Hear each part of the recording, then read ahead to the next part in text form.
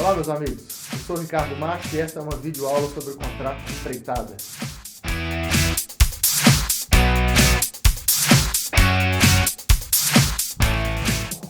O contrato de empreitada é mais um dos contratos regidos pelo Código Civil que nós debateremos aqui no nosso canal de videoaulas em seus aspectos mais principais. Bom, e a empreitada ela pode ser conceituada como um contrato por meio do qual uma pessoa, denominada de empreiteiro, se compromete a executar uma determinada obra em benefício de uma outra pessoa, denominada dono da obra, e mediante remuneração.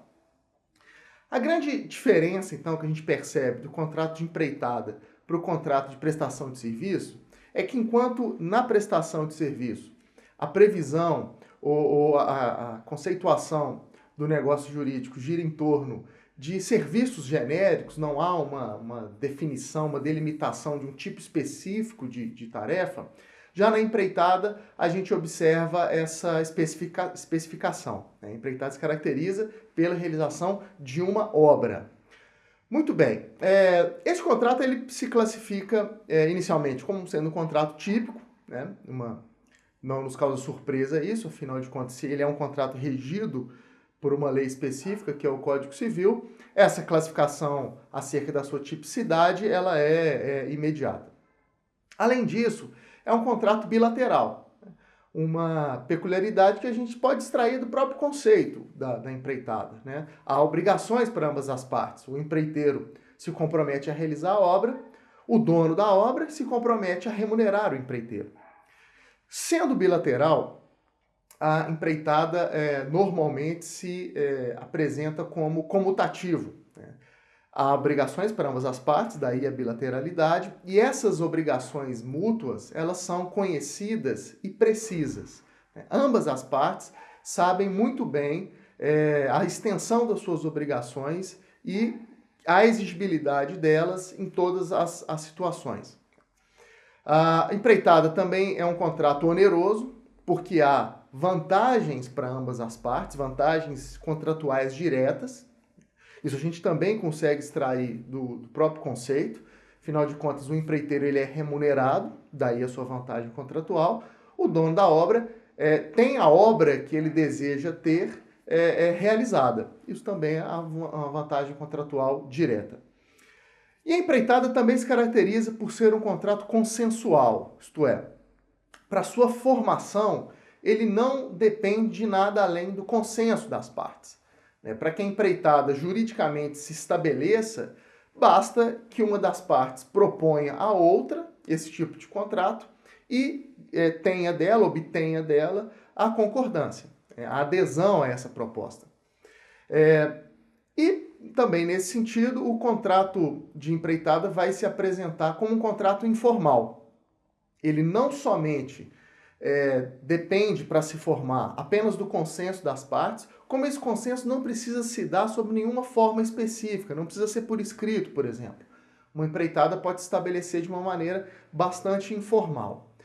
Há uma peculiaridade a esse respeito, mas a gente vai explorá-la daqui a pouco, que está ligada não propriamente à formação do contrato, mas à celebração de algumas alterações ou aumento no projeto a ser executado. Mas isso a gente explora um pouco mais à frente. O que nos importa aqui nessa parte de classificação é verificar eventuais exigências para a formação do contrato. E neste caso a empreitada não passa por isso, né? Como eu disse, ela pode ser celebrada mesmo verbalmente, por troca de mensagens, não há nenhuma solenidade, nenhuma formalidade específica a ser cumprida. Bom, e no que toca à forma de execução das obrigações, a empreitada se classifica por ser um contrato de execução diferida. A execução diferida é uma espécie dos contratos de execução futura. São aqueles cujas obrigações se cumprem no momento futuro, no momento posterior ao da celebração. E esses contratos de execução futura, eles podem se dividir entre contratos de execução diferida ou de execução sucessiva, né? E o contrato de empreitada, ele pode até ter as duas formas, né? É sempre de execução futura, porque é muito improvável que alguém consiga cumprir executar uma obra logo após a celebração do contrato, né? É preciso um tempo, daí então a execução ser futura. Mas dependendo de como o contrato ele é celebrado, isso inclusive vai impactar no nossa próxima discussão sobre as espécies da empreitada. Às vezes as obrigações das partes se consideram cumpridas, sobretudo a do dono da obra, num momento único, mesmo que distante da celebração do contrato, mas as obrigações são cumpridas num ato único, o que levaria a classificar as suas obrigações como de execução diferida. Mas, por outro lado, as obrigações das partes, sobretudo a do empreiteiro, podem se apresentar como de execução sucessiva, que são obrigações que vão sendo cumpridas ao longo do tempo em vários atos, né? Normalmente, a execução de uma obra depende do cumprimento de tarefas que vão se sucedendo, né? Então, poderíamos dizer, com certeza, que a empreitada é um contrato de execução futura, e nas suas duas modalidades, ele pode acabar tendendo para uma ou para outra, dependendo das características das obrigações acertadas entre empreiteiro e dono da obra. Bom, como eu disse, o próximo aspecto a ser tratado aqui na videoaula é uma definição ou uma separação da empreitada em diferentes espécies. Essa separação é importante de ser conhecida e ser identificada num caso concreto, né? Você estar diante de um contrato de empreitada e saber inseri-lo em uma dessas espécies identificadas pela doutrina e também reconhecidas pelo Código Civil, porque elas variam conforme as obrigações das partes. Isto é, se a sua empreitada está em uma categoria ou em outra, as suas obrigações ou as obrigações da outra parte podem variar. Essa diferenciação, ela se estabelece a partir de dois critérios. E são critérios paralelos. Isto é, todo contrato de empreitada, ele vai se identificar em uma das categorias do primeiro critério e também em uma das categorias do segundo critério. Toda empreitada, portanto, passa através dessas duas definições. E o primeiro critério gira em torno da responsabilidade acerca dos materiais da obra. A quem cabe os riscos desses materiais? Se eles se perderem, quem terá que adquiri-los novamente? Se eles forem de má qualidade, a quem cabe a responsabilidade ou sobre quem pesa a responsabilidade sobre eventuais defeitos derivados da má qualidade desses materiais? Se eles atrasarem, se a entrega deles atrasarem, quem é que arcará com o atraso respectivo na execução da obra? Dentre outras questões. E nesse sentido, tanto doutrina e o Código Civil também, ele aponta nas entrelinhas dos seus artigos trabalhar com essa diferenciação também. O contrato de empreitada pode ser de lavor ou de mão de obra, ou considerado como um contrato de materiais ou empreitada mista.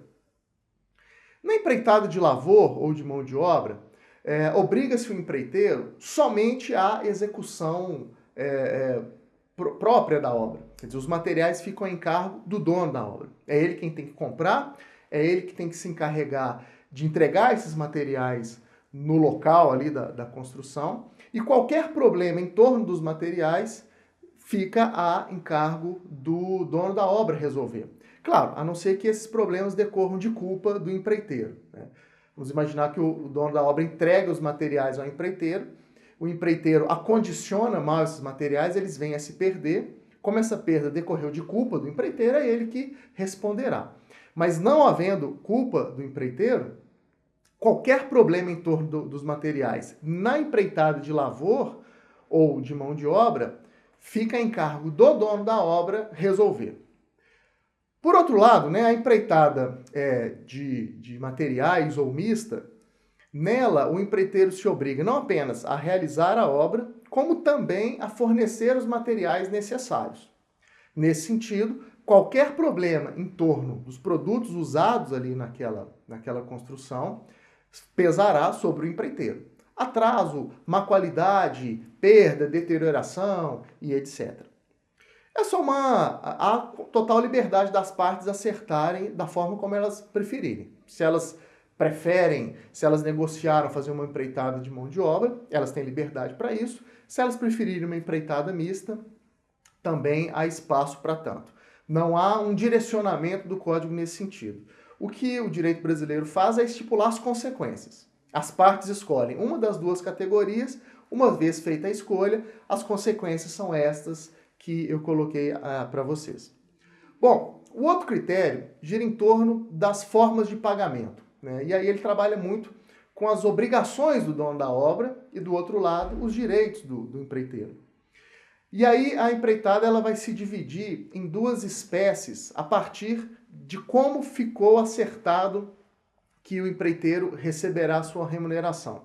E nesse sentido, a empreitada pode ser considerada como de preço fixo ou também como empreitada por preço escalonado ou por tarefa, também chamado por alguns autores de empreitada por unidade de medida ou empreitada por medição. Todas expressões que querem dizer a mesma coisa. Bom, na empreitada por preço fixo, como a própria terminologia indica, né, já sugere, fica-se acertado que o empreiteiro receberá toda a sua remuneração de uma única vez. Ou no início da obra, ou no final, isso fica dependendo da negociação das partes. Mas fato é que na empreitada por preço fixo, o pagamento do empreiteiro é feito de uma só vez. Já na empreitada por preço escalonado, ou por tarefa, ou por medição, como prefiram, estabelecem-se algumas fases da obra e o empreiteiro ele vai recebendo à medida que essas obras, que essas etapas vão sendo cumpridas. Tem sido muito comum a contratação nessa modalidade. Embora, como vimos nas categorias anteriores, não haja um direcionamento do Código Civil, ele não diz que a empreitada nessa ou naquela situação tem que ser por preço fixo ou por preço escalonado. Essa é uma definição livre das partes. Mas tem sido muito comum, recentemente, a contratação de empreitadas por preço escalonado.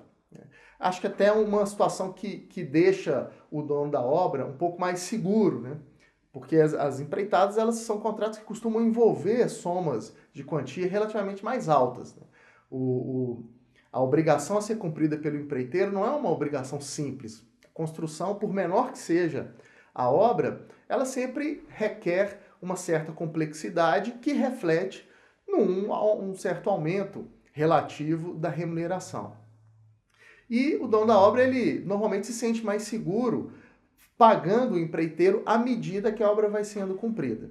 Isso dá a ele uma sensação de redução do risco de atraso e mesmo de redução do risco do empreiteiro não vir a cumprir com as suas obrigações. Muito bem. Sobre a forma, como eu havia adiantado para vocês, há uma questão aqui que a gente precisa discutir com um pouco mais de calma. Vimos inicialmente que a empreitada ela é classificada como um contrato informal, e isso porque ele, na sua formação, na sua criação, não se exige uma formalidade específica, mas o Código Civil ele prevê uma regra para alterações do projeto, ou mesmo aumento no projeto inicial.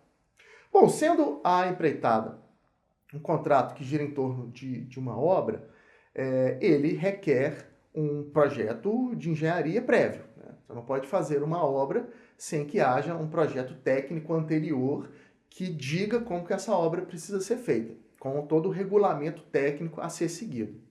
Toda empreitada, portanto, requer ou pressupõe um projeto inicial.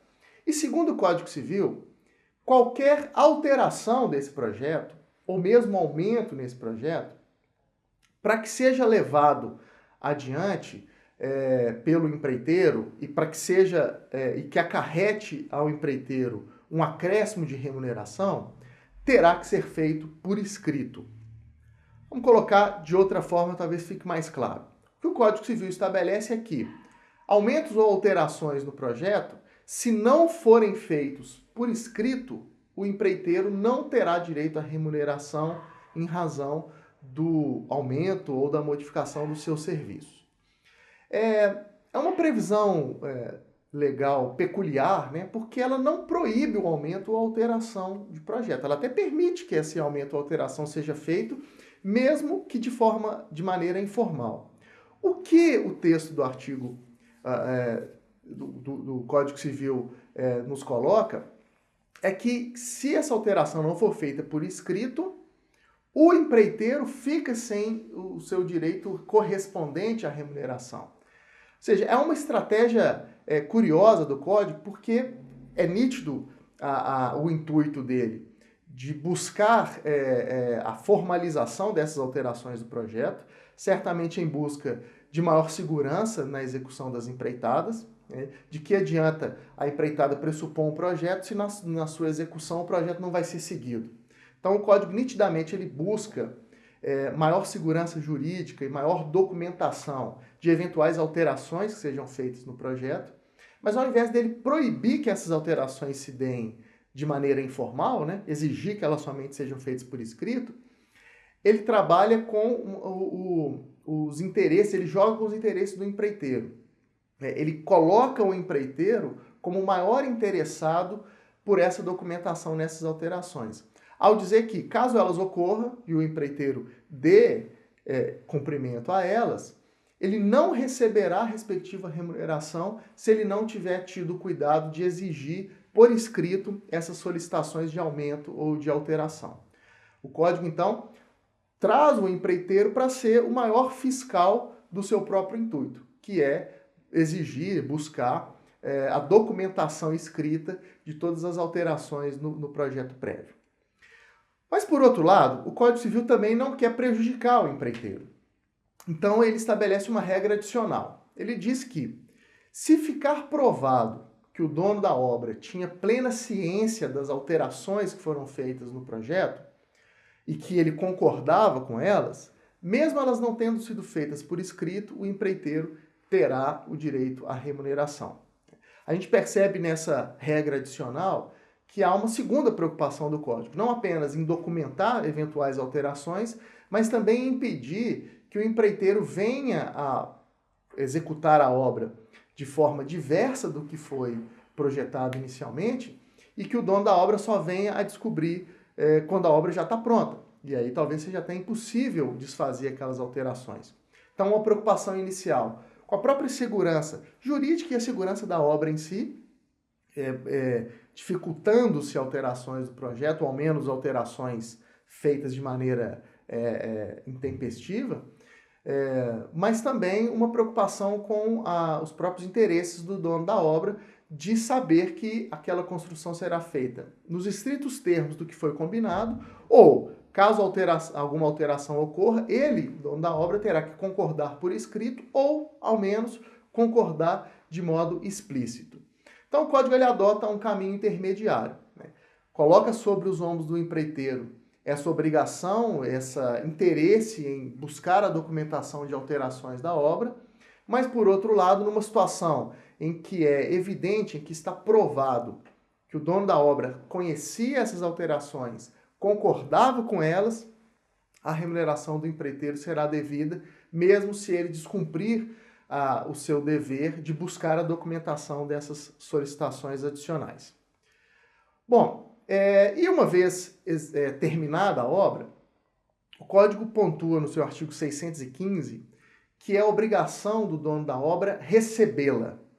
Isso é um termo também bastante peculiar. O que seria receber a obra? Uma obra é algo de grande porte, não é algo que a gente possa entregar na casa do dono da obra. Então, o que significaria isso, né? A pessoa receber a obra que ele contratou. Na verdade, é uma expressão que o Código utiliza, até refletindo a terminologia muito usada na engenharia, mas que, do ponto de vista jurídico, significa basicamente uma aquitação. O dono da obra, ao final da obra, tem o dever de dar ao empreiteiro a quitação, quer dizer, uma declaração de vontade, que pode se dar de diferentes maneiras, não há uma terminologia própria para isso, mas é basicamente o dono da obra expressar de maneira inequívoca que a obra está pronta, né?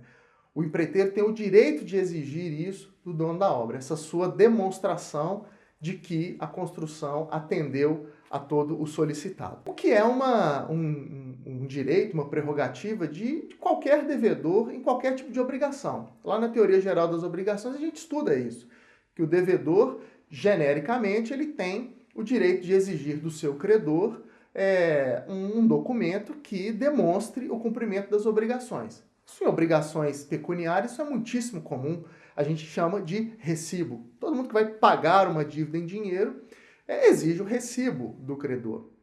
E outros tipos de obrigação, como obrigação de fazer, que é o caso da empreitada, isso também ocorre, só que essa forma dessa quitação se concretizar, às vezes varia em alguns aspectos práticos, e às vezes recebe alguma terminologia diferente. No caso da empreitada, há essa denominação, recebimento da obra.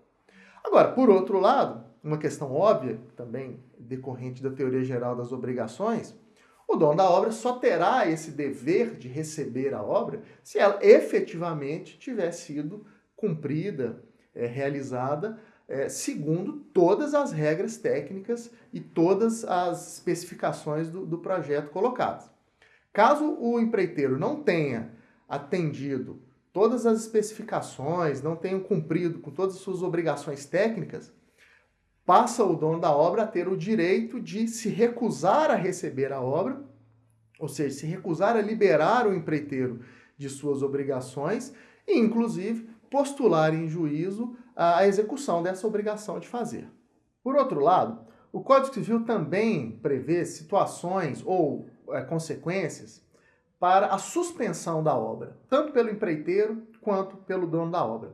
Suspensão da obra a gente pode entender por interrupção dos serviços ou mesmo motivada pelo empreiteiro ou às vezes motivada pelo dono da obra, buscando, obviamente, suspender as suas obrigações de remuneração.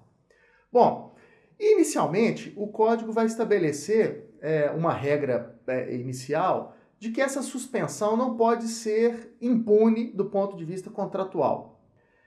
Isto é, pode o dono da obra, por exemplo, suspender a obra, né, dizer ao empreiteiro que ele não quer mais que a construção se execute, mas se não houver uma justa razão para isso, uma justa razão jurídica, né, contratual, o dono da obra terá que pagar ao empreiteiro, obviamente, aquilo que ele já executou, os serviços que já foram feitos, e, segundo o artigo 623 do Código Civil, uma indenização razoável pelo resto da obra que implica numa remuneração que o empreiteiro deixou de receber. Então vamos imaginar um exemplo. O empreiteiro iniciou a construção, vamos imaginar que seja uma empreitada, inclusive por preço fixo. Está iniciando no meio da construção, o dono da obra pede a suspensão. Motivos pessoais dele, o dinheiro dele ficou curto, ele está passando dificuldades financeiras, razões pessoais do contratante não são consideradas justo motivo para que um contrato seja extinto ou seja suspenso. Pode ser um motivo considerado justo do ponto de vista social, claro. Não estou dizendo que essa postura seja uma postura ilegal, mas ela não é considerada, na lógica contratual, como um justo motivo. Sempre que uma regra legal em torno dos contratos ou em torno do direito das obrigações mencionar justo motivo, saibam que está querendo a lei se referir a uma razão diretamente ligada àquela relação jurídica. Bom, então se o dono da obra tem um motivo pessoal para não querer que aquela obra continue, isso não é considerado um justo motivo para essa finalidade que a gente está discutindo, mas ele tem o direito de pedir ao empreiteiro que então interrompa. Não é o contrato de empreitada, é um contrato que tenha que ser cumprido até o seu final, custe o que custar. Mas, por outro lado, o empreiteiro não pode ser prejudicado por isso. Ele se organizou para fazer aquela obra e, por consequência, se organizou para receber aquela remuneração. Ele está contando com isso. Então, diz o artigo 623 que aquilo que ele já fez, embora no nosso exemplo seja uma empreitada por preço fixo, ele só receberia talvez no final da obra pronta, mas diante da excepcionalidade do dono da obra ter pedido a suspensão, aquilo que já foi feito, o empreiteiro terá direito a receber e aquilo que ele deixará de receber, porque ele não vai levar a obra até o final, ele terá direito de receber uma indenização razoável. Esse é o termo do Código Civil. É um termo que tem vantagens e desvantagens. A grande questão é que ele é uma expressão bastante genérica, bastante abstrata, né? Se pode entender por indenização razoável. Mas não se engane, o Código assim disciplinou de forma proposital. Quando ele trabalha com essas expressões muito abertas, é porque ele não quer engessar a aplicação do direito nos casos concretos. O que é razoável depende muito de quem é o empreiteiro, de quem é a obra, das circunstâncias de cada caso. Então, prefere o Código Civil, em várias situações, trabalhar com uma expressão bastante aberta como essa e jogar para as próprias partes a definição do que seria razoável no seu entendimento, e não havendo concordância nesse sentido, o caso vai ao judiciário e o magistrado irá definir o que seria uma indenização razoável naquele caso. Claro, uma situação que também pode ser discutida por meio da arbitragem, caso as partes assim também tenham definido. Bom, o empreiteiro também pode pedir a suspensão da obra. Mas aí, se for por uma razão, se for um pedido injustificado, aqui aplica-se os mesmos comentários anteriores que eu fiz sobre o que se deve entender por justo motivo, o empreiteiro também não sairá impune. Se ele, por uma razão pessoal dele, ele informar ao dono da obra que ele não seguirá a empreitada até o final, ele pode, então, interromper suas obrigações, mas terá que pagar ao dono da obra perdas e danos. Assim também está definido pelo Código Civil, também uma expressão bastante aberta, que só será preenchida, a gente só vai poder saber o que se considera perda e dano, naquele caso, somente diante das circunstâncias concretas. Bom, mas no caso ali do empreiteiro, o Código ainda vai estabelecer ali no artigo 625 situações que são consideradas justo motivo e que aí permitem ao empreiteiro interromper as suas obrigações sem que tenha que indenizar o dono da obra em qualquer forma. Bom, o artigo 625, ele traz 3 incisos, cada um deles com uma hipótese de suspensão das obrigações por justa razão. Veja comigo aí na arte, um a um desses incisos, e aí eu faço alguns comentários entre eles. O inciso 1º do artigo 623 diz que poderá o empreiteiro suspender a obra por culpa do dono ou motivo de força maior. Na verdade, aqui a gente tem 2 situações. Primeira, a suspensão dos serviços por culpa do dono da obra. Isto seria o não pagamento de uma tarefa já realizada numa empreitada por preço escalonado, por exemplo, ou não fornecimento dos materiais pelo dono da obra numa empreitada mista. Isto se o dono da obra não está em dia com as suas obrigações, pode o empreiteiro, então, validamente, sem ter que indenizar ninguém, suspender as suas obrigações também até que o dono da obra fique em dia. Isso também não é uma questão que nos surpreenda. A gente sabe que isso é uma regra de teoria geral dos contratos. Em todos os contratos bilaterais, se uma parte deixa de cumprir as suas obrigações, a outra está autorizada a suspender as suas próprias até que a adimplência se restaure naquela relação jurídica. A empreitada, então, o Código Civil, nesse inciso 1º, ele está basicamente seguindo a teoria geral dos contratos. O que ocorre também na segunda menção do inciso 1º, que fala que motivos de força maior podem levar também o empreiteiro a suspender as suas obrigações. A gente vê na teoria geral das obrigações que se o dever contratual de alguém se mostra de impossível cumprimento por razões inevitáveis, e esse é o conceito que o Código nos traz de força maior, né? Um evento inevitável, este devedor está liberado, então, da obrigação sem responsabilidade contratual, sem ter que indenizar a outra parte. Nesse aspecto, então, o inciso 1º do artigo 623 também está seguindo a teoria geral das obrigações. Nada de muito diferente nada que o código precisasse dizer, porque em outros artigos genéricos, né, gerais, isso já está colocado, mas de todo modo não há nenhum prejuízo do código repetir a mesma ideia, né? Ele está basicamente sendo coerente com a sua própria ideia. Já o inciso segundo, ele trabalha com uma questão mais interessante, mais peculiar.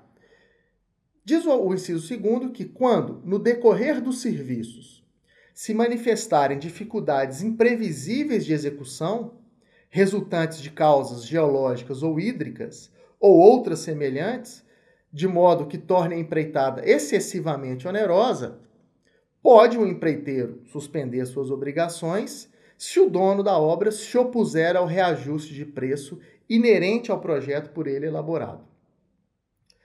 Aqui a gente percebe o Código Civil tratando especificamente na empreitada daquilo que a doutrina chama da revisão dos contratos por onerosidade excessiva, né?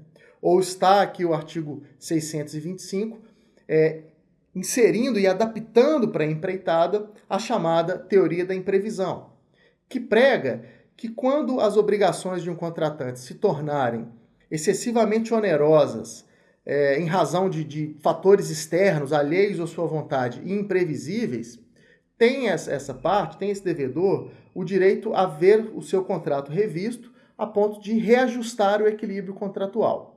Havendo recusa da outra parte na revisão do contrato, o contrato pode, inclusive, ser resolvido, ser extinto. O que o inciso 2º do artigo 625 está tratando é basicamente isso. Vejam aí mais uma vez na sua redação, né? Está sendo colocado que caso causas geológicas ou hídricas, que o próprio código está pontuando como dificuldades imprevisíveis na execução de uma obra, ou mesmo questões semelhantes, desde que caracterizadas por esse requisito da imprevisibilidade, tornem a empreitada mais difícil ou mais cara de ser executada do que havia sido previamente tratado, combinado, tem o empreiteiro, primeiro, o direito de exigir do dono da obra um reajuste da sua remuneração, uma readequação da sua remuneração. Caso o dono da obra se oponha, pode então o empreiteiro suspender as suas obrigações. Bom, e por fim, o inciso 3º do artigo 625 nos coloca que também tem o empreiteiro a possibilidade de interromper os seus serviços se o dono da obra lhe fizer modificações no projeto, modificações na construção, que, por seu vulto e natureza, se mostrem desproporcionais ao projeto. E, neste caso, o empreiteiro terá a possibilidade de pedir, de suspender as suas obrigações, mesmo se o dono da obra se dispuser a arcar com a respectiva remuneração. Isto é, se o dono da obra exige alterações do projeto que são desproporcionais ao que se havia combinado antes, mesmo se ele se dispuser a pagar o acréscimo remuneratório, tem o empreiteiro a possibilidade de suspender as suas obrigações. A ideia aqui é que o empreiteiro, ao assumir um contrato de empreitada, ele faz a análise óbvia ali das suas próprias condições técnicas de fazer aquela construção e o projeto em questão. E se de repente esse projeto é alterado de forma substancial ao longo da execução do contrato, pode acontecer do empreiteiro já não ter mais condições de cumprir aquele objeto. Então, é em razão disso que o Código Civil vai colocar a possibilidade dele suspender os seus deveres, mesmo com a promessa e o compromisso do dono da obra de remunerar a mais. Há certas situações que, mesmo com uma remuneração adicional, o empreiteiro não tem condição de seguir adiante. Então, o Código Civil se preocupou em permitir-lhe desligar-se desse contrato. Ainda sobre prerrogativas das partes, o Código Civil vai nos dizer que a subempreitada ela é possível, mas deve estar prevista no contrato, expressamente. O que é a subempreitada? É uma negociação do empreiteiro com um terceiro, transferindo a esse terceiro a execução da obra propriamente dita. Às vezes a subempreitada é total, às vezes ela é parcial. Às vezes o empreiteiro ele é contratado para fazer um estádio de futebol, por exemplo, e ele, com autorização do contrato, autorização expressa, ele pode buscar um terceiro e transferir toda essa obrigação de construção para esse terceiro, para um outro empreiteiro, por exemplo. Como também ele pode fazer isso parcialmente, o que é muito comum no dia a dia. O construtor ele é contratado para fazer um estádio, mas talvez ele não tenha as condições técnicas ideais para todos os detalhes desse estádio. Talvez uma questão hidráulica ele não tenha tanto conhecimento, uma questão acústica. E aí ele, naquele assunto específico, ele então contrata um terceiro e repassa a esse subempreiteiro a obrigação de cumprir aquela etapa do projeto. Isso demonstra, né, essa previsão do código, que a empreitada não pode ser considerada um contrato personalíssimo. Pelo contrário, pode ser classificado como um contrato impessoal, porque há uma autorização muito clara da lei que as obrigações sejam passadas para um terceiro. É certo que há essa ressalva do código.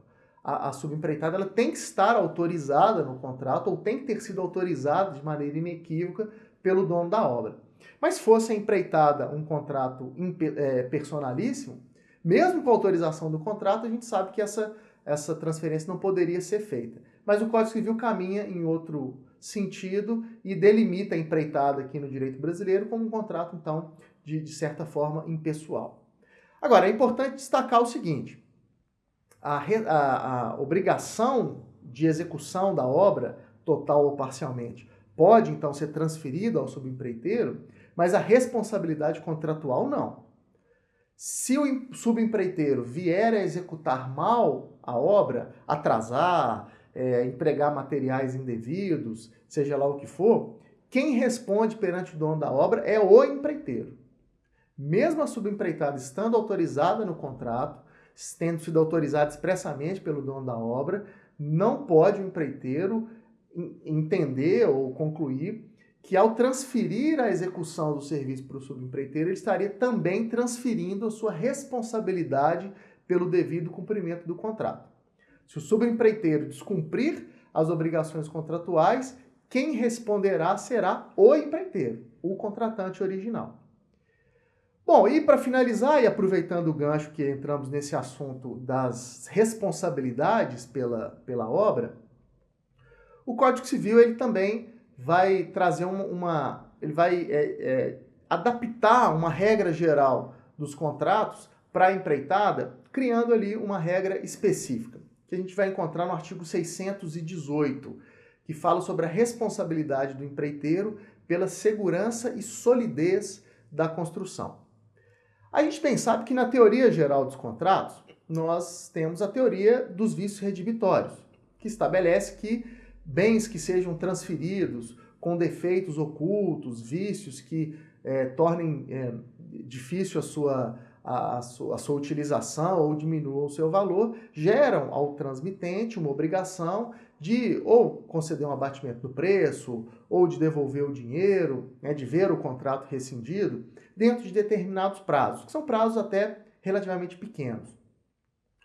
No caso da empreitada, essa teoria geral dos vícios redibitórios, ela poderia ser aplicada, mas mesmo concluindo-se pela aplicação irrestrita dessa teoria nesse tipo de contrato, o Código Civil não se encontrou muito satisfeito com isso, exatamente porque os prazos para que o adquirente possa reclamar sobre vícios ocultos nos produtos e bens recebidos, lá pela teoria geral dos vícios redibitórios, é bastante pequeno. Os prazos são muito pequenos.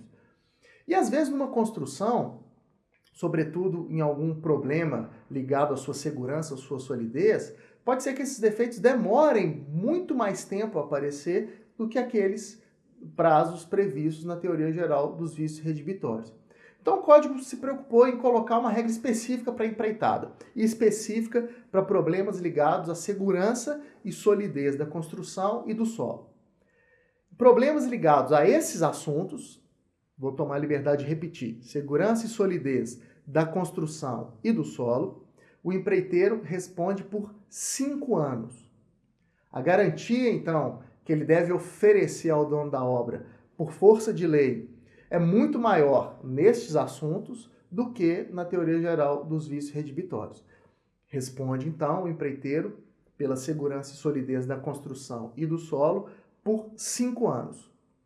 Todavia, descoberto algum defeito ligado a esses dois temas, o dono da obra tem que provocar o empreiteiro em 180 dias, sob pena de decadência.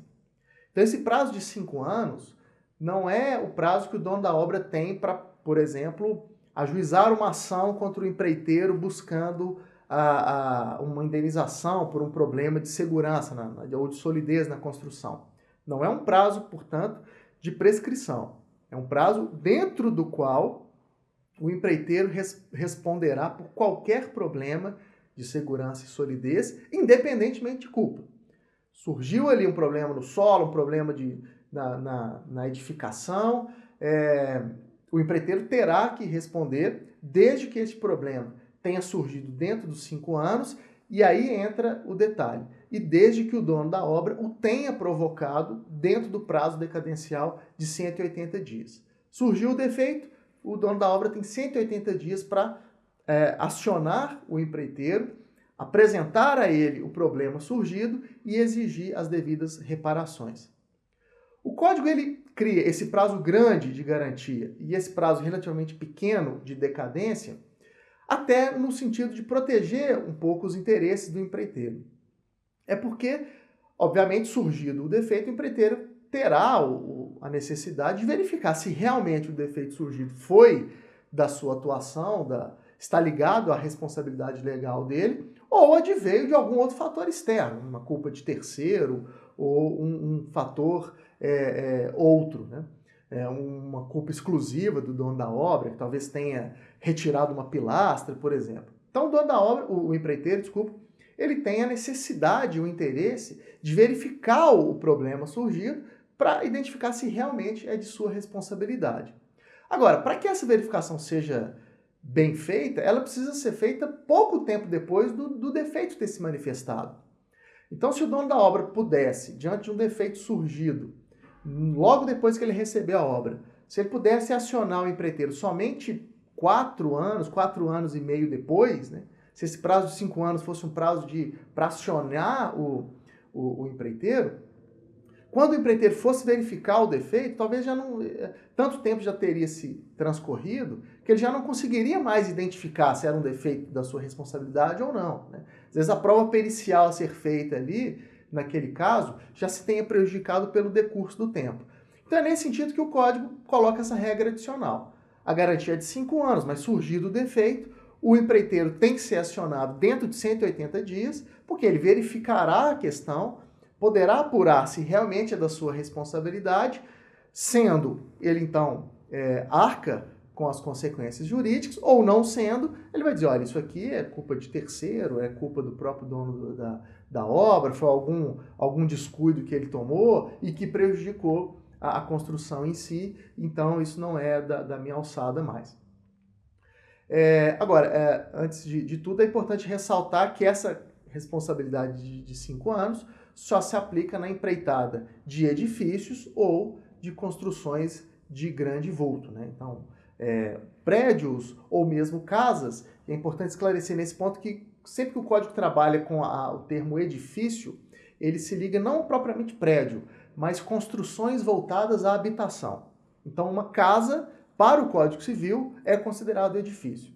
Então, quando o código diz que essa responsabilidade de 5 anos está atrelada à empreitada de edifícios e obras de grande vulto, ele está querendo dizer prédios, casas e, obviamente, obras de grande porte, como viadutos, estádios, pontes e etc.